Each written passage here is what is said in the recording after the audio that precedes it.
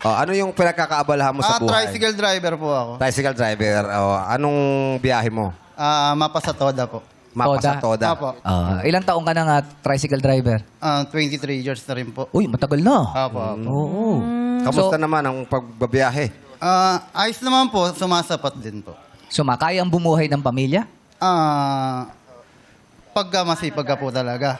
Kumbaga, yung 8 oras, gagawin mong 12, 14 oras na totoong biyahe. Kasi siyempre extra kita rin yun di ba? Opo. Pero okay lang ba yun sa ano nyo, sa Toda nyo na mag-extend kayo ng oras? O talaga Opo, May palitan yun, di ba? Opo naman, okay naman po. Kasi wala naman pong oras yung pag-drive ng tricycle, kumbaga. Basta pila lang. Opo. Pila, balik ka sa Ay, pila. oo. Opo, yung pila, yun. Pila lang talaga. Pero kung masamain, sa loob ng isang araw, magkano ba ang kinikita mo, Chris, sa pagmamaneho ng tricycle? 500 po. Yun na yung naka-extend na ng oras yun. Opo, malinis na rin po yun yung 500. Yung madumi, magkano?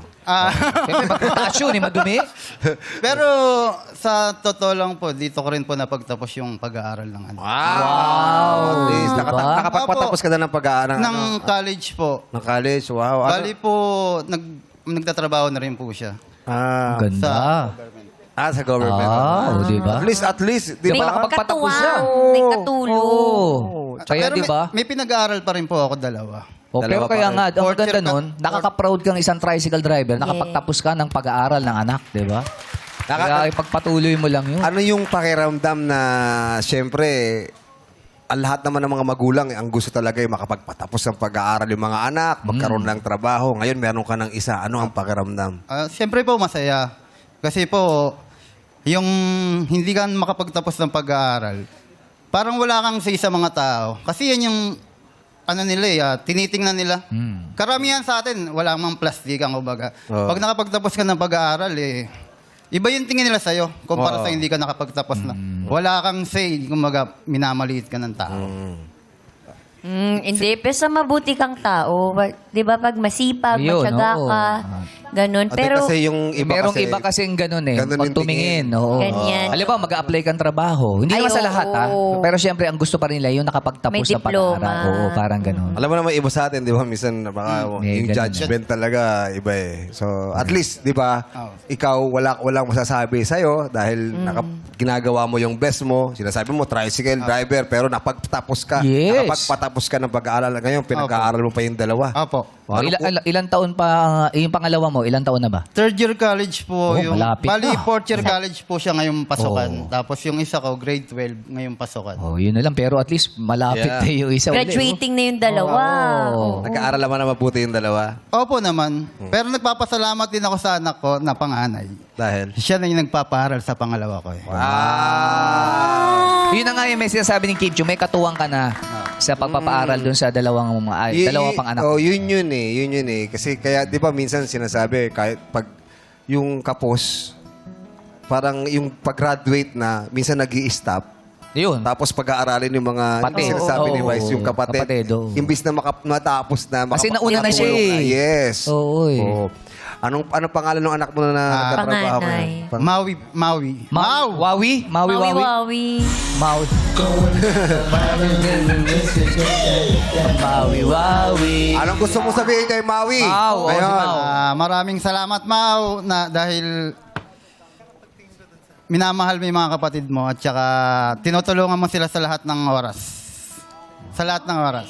Oh. Ay, hindi po. Hindi mo ako marunong. Bakit ba nakikita Pinasyon mo? mo naman kasi, Jimmy. Ba't nakikita mo naiiyak? Hindi mo pala naiiyak. Mamasama Ay, na kasi mamasama mata niya. yung buha. Pero masarap sa pakiramdam yung Yes. gano'n na yun. Oo. Hindi kasi tayo araw-araw nakakapagpasalamat sa Tama. taong gusto natin pasalamatan. Yes. Alam na kung kasama natin sa bahay, Correct. uy, salamat. Parang, uy, ba? Yung ganun lang, itapik lang na salamat. Oo, malaking Hindi, bagay. ako kasi nararamdaman ko si Kim. Kimi, Oo. ano yung nararamdaman mo sa akin?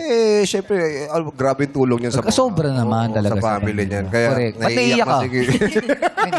Gusto ko po talagang pinapasalamat dyan. Kayo naman.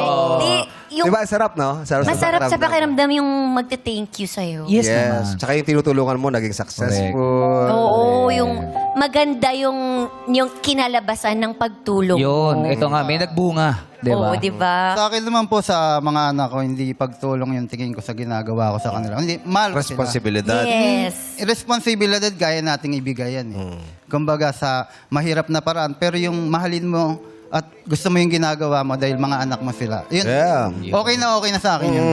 Yeah. Correct. Yung ganong kombinasyon, napakagandang yun. Idea, di ba?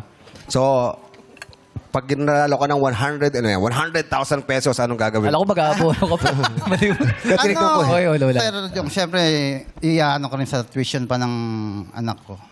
Kasi grade 12 pa lang siya, tapos magiging college. Para at least iba nakaready kasi na. yung Nakaready. iba kasi yung gastos pagka may pinag-aaral kang college Yes, talaga. Mahirap po Ano talaga. bang kurso nung Pangalawa po, criminology sa Lourdes. Technology. Ay, Oh. Wow. Pwede, Oo lang. pwede. Oo. Saan? sa Lourdes. Lourdes. Oh, third year na, malapit na. Apo. Konti na lang, Apo. konting tiyaga na lang, di ba? Meron na ulit tutulong sa'yo pag graduate. Pero ang sabi ko lang naman po sa mga anak ko, magtulungan silang magkakapatid para pagdating na may mga pamilya na sila. Hindi nila iisipin kung kumakain ba yung kapatid nila o hindi. At least alam nila na stable silang tatlo. Ngayon, sila nang bahala doon kung paano nila gagawin na pag-aaral na nakatapos. Kung paano nila pagsasimikapan yung buhay nila. At kasi bilang isang magulang, pag napagtapos mo yung mga anak mo, parang okay ka na. Yeah. Ako, saludo ako sa'yo kasi hindi mo lang basta nagtatrabaho ka, pinag-aaral mo, kung binibigyan mo rin ng direksyon yung mga bawat Tama. anak mo. And yun ang maganda doon. Di ba? Kailangan na-realize nila yun para pag-igihan pa nila yung Tsaka yung pag-aaral dahil naghihirap ka Yeah. para sa kanila. Nakita ng mga anak niya yung pagsisipag mo. Kaya ngayon, ginagawa din nila yon para sa sarili nila. Di ba? Tsaka, salamat talaga ako sa mga anak ko, walang pasaway. Pero hindi naman sila perfecto. Kumbaga, at least walang pasaway talaga, walang nag-drugs. So, ano. Yeah. Oh, yun ang maganda. Yeah. Ikaw ba pasaway ka dati? Hindi. Hindi. O kaya nga, nakikita nila sa iyo yun. Kaya hindi sila naging pasaway. Pero laki ako kasi sa hirap. Oo. Ayoko nang danasin nila yung naranasan ko. Kumbaga, binigay ko lang talaga yung best ko. Kumbaga, hindi man sila naging totally nabigay ko lahat, at least kahit pa paano, ginawa ko yung paraan. Gumawa ko ng paraan.